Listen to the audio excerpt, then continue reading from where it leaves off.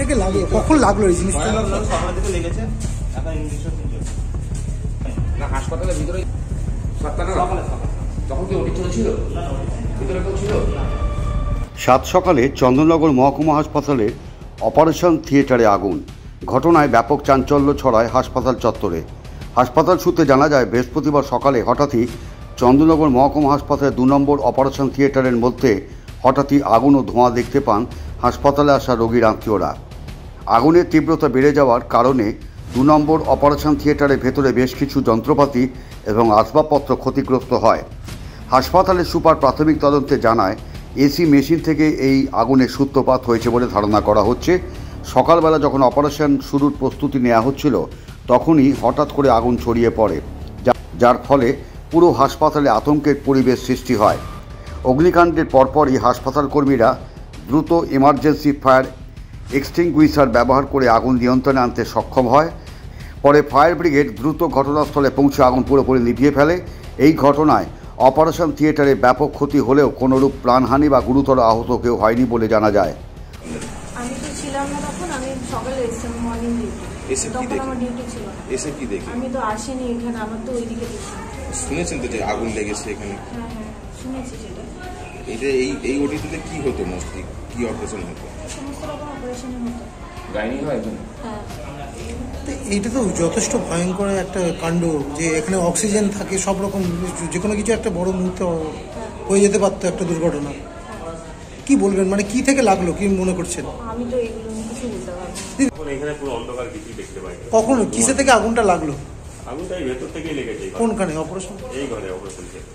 Operation theatre এটা কত নম্বর? এই তো কি করে লেগেছে কিছু জানতে পারছি? কি করে লেগেছে এখন তো আমরা ইলেকট্রিশিয়ান, আমরা এই দেখছি সব। পুরো তো দেখা গেছে ভস্মীভূত হয়েছে। হ্যাঁ, কি বুঝলেন, কি করে আগুনটা নেভালেন, কি করে আগুনটা নেভালেন? আগুন ফায়ার ব্রিগেডে ফেলে গিয়েছে। Fire brigade. কি নাম দাদা, কি নাম দাদা? হ্যাঁ, শিবনাথ পাল। শিবনাথ পাসওয়ান। এই শুনলাম। কি শুনলেন? এই আগুন লেগেছে ওটিতে চন্দননগর হসপিটালে, এটুকু শুনে আমি এই সঙ্গে সঙ্গে ডিউটি। কোথা থেকে কি লেগেছে জানতে পেরেছেন? না সেটা জানি না দাদা। আপনি কিসে এখানে কাজ করেন? আমি আয়ার কাজ করি চন্দননগর। কখন এসে শুনলেন? আমি এই 8টা 20 শুনেছি। আগুন পুরো লেগে গিয়েছিল সম্পূর্ণ? হ্যাঁ, এখন খুব ধোয়া ধোয়া হয়ে গেছে। ওইখানে কিসের অপারেশন হতো জানতেন? ওখানে হয়তো সিজার হয়, আচ্ছা, তারপর অনেক রকম অপারেশন হয়। এখন তো বন্ধ হয়ে গেল পুরো, তাহলে অপারেশন থিয়েটার তো পুরো পুড়ে এখন গেছে। তো পুড়ে গেল, এখন বন্ধ, এবার কতদিন বন্ধ থাকবে সেটা বলতে পারবো না।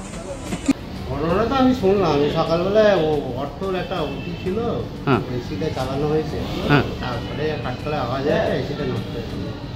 রাত্রি তো এখন এসে দেখছি। কি দেখলেন স্যার? এসিটা নষ্ট হয়ে গেছে।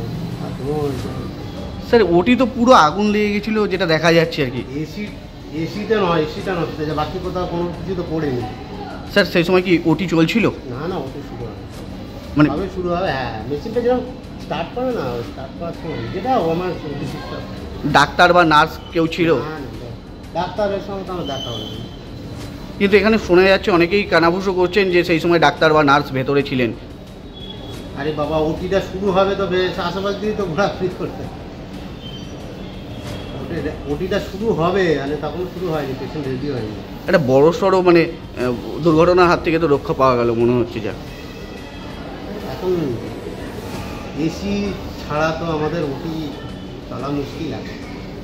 এই এসিগুলো হচ্ছে কী বলবো, এসি যেরকম অপরিহার্য সেরকম এসি খারাপ হতেই পারে। এখন এই ব্যাপারটা নিয়ে ইলেকট্রিক ডিপার্টমেন্ট ওরা দেখছে, আমরা তো এই বিষয়ে বিশেষজ্ঞ নই, ওনারাই দেখছে। এবার